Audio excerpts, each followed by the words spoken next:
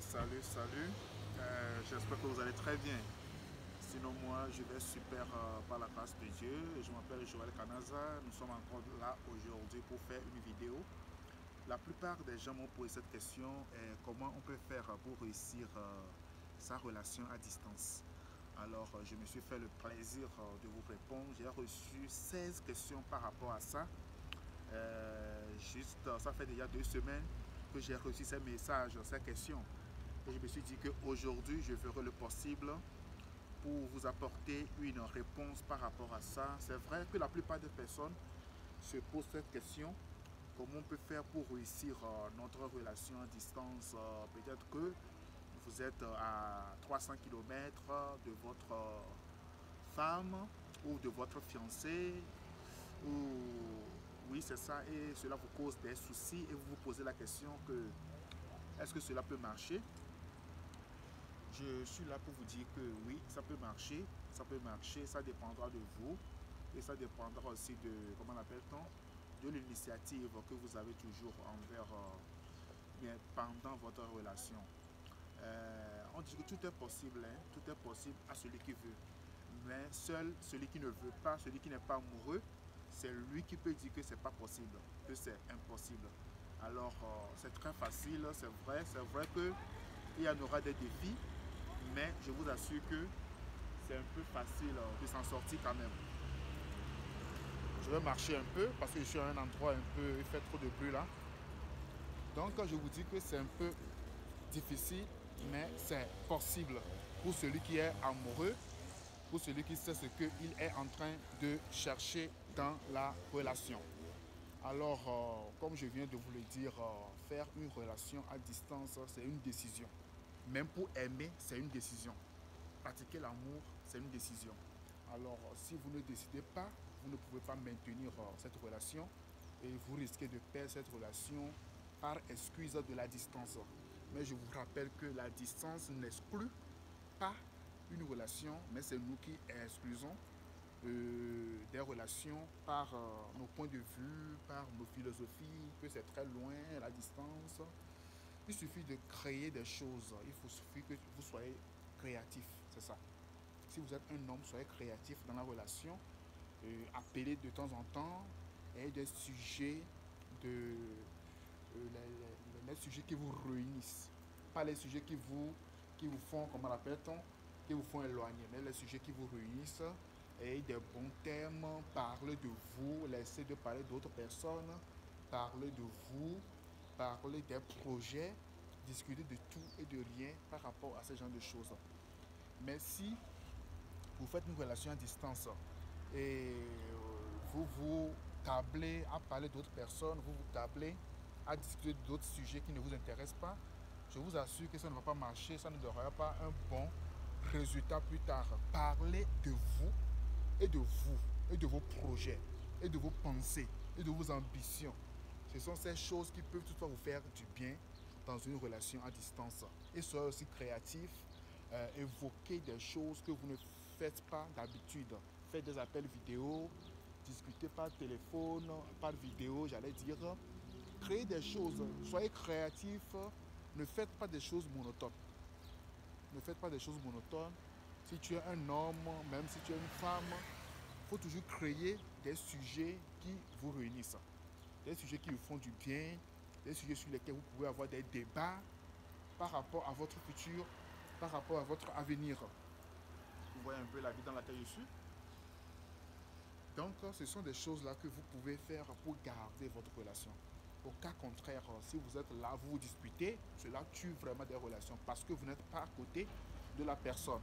Et si cette personne a commencé par trouver certains de ses amis qui sont un peu gentils envers lui ou envers elle, vous allez voir que cette personne que vous prétendez aimer va commencer par se pencher envers une autre personne et vous êtes en train de perdre votre relation comme cela.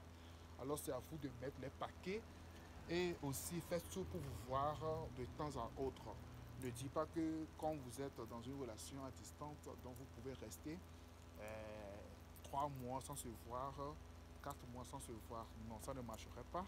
Il faudrait que vous faites tout pour que vous puissiez avoir des temps de rencontre, au moins 2 mois, au plus, faites tout pour voir, discuter.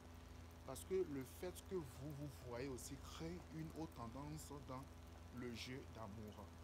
Parce que les appels comme ça, bon, c'est virtuel, c'est ça, c'est vrai que c'est virtuel, mais la présence physique donne un autre sentiment inexplicable.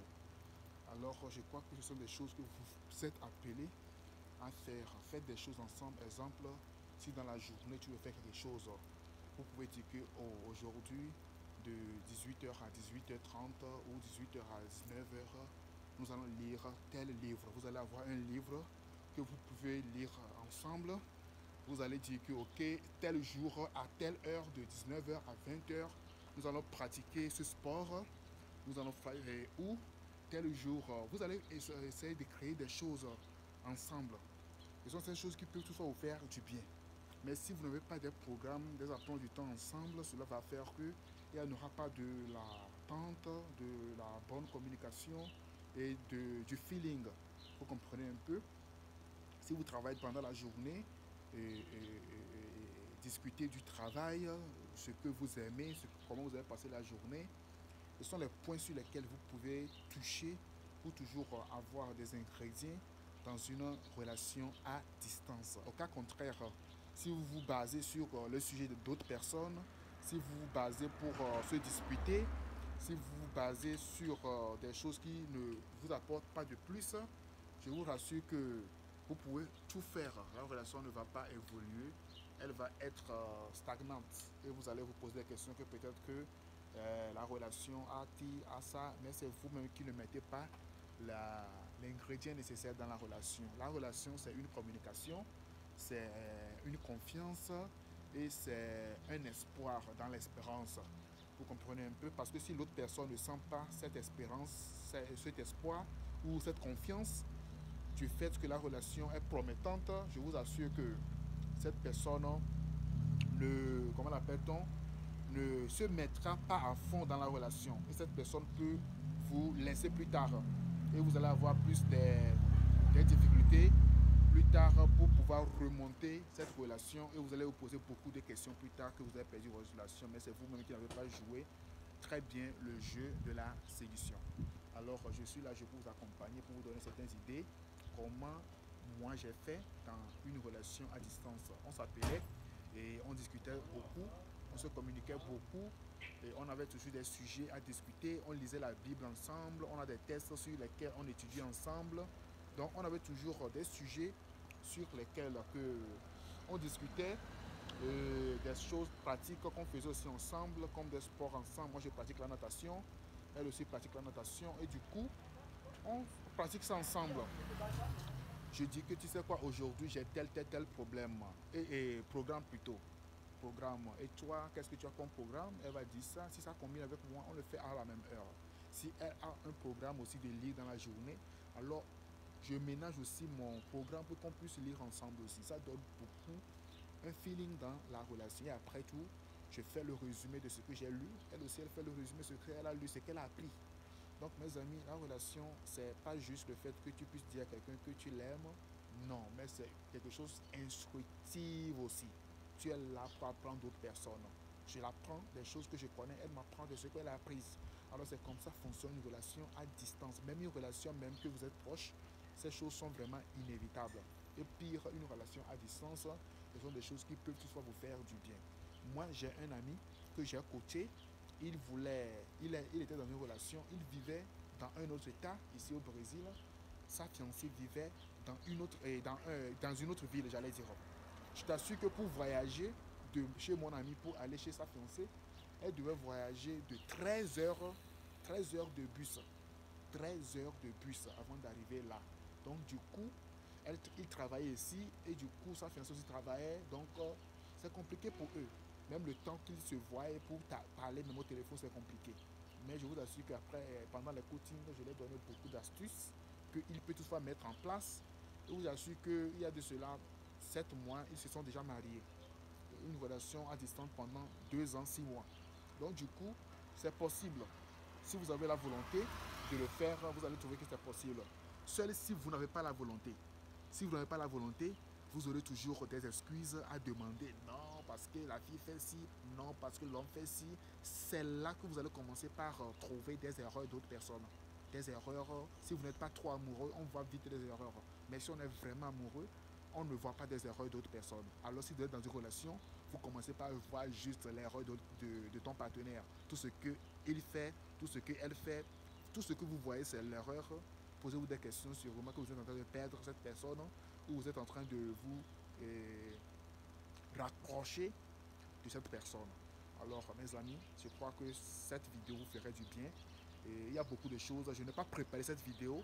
Je suis dans la rue et j'ai senti de le faire. Et bon, j'ai commencé par le faire à la faire comme cela. Alors j'espère que ça vous apportera un plus dans votre relation à distance. Soyez vous-même et ne vous déguisez pas. La plupart des gens se déguisent pendant leur relation à distance. Ne vous déguisez pas, soyez vous-même, parlez de ce que vous avez fait réel, ce que vous aimez faire. Et dites cela pendant les relations, pendant les fiançailles. C'est ça qui va vous permettre aussi à connaître votre partenaire. Mais si vous ne discutez pas, si vous n'avez pas un sujet d'entente, vous n'avez pas des discussions, de la communication, je vous assure que vous allez faire des relations, mais ça ne va pas évoluer, ça va s'arrêter chemin faisant. Alors, dites la vérité de ce que vous aimez et aussi ce que vous n'avez pas chez votre partenaire. Vous êtes appelé aussi à le faire comprendre. Et c'est ce qui peut vous faire du bien. Mais si vous êtes là, vous faites des jeux de cache-cache, je vous rassure que la relation peut peut-être vous conduire jusqu'au mariage. Mais c'est dans le mariage que vous allez commencer par avoir des petites surprises en disant que je ne savais pas que comme ça qu'elle était, je ne savais pas que c'est comme ça qu'il était.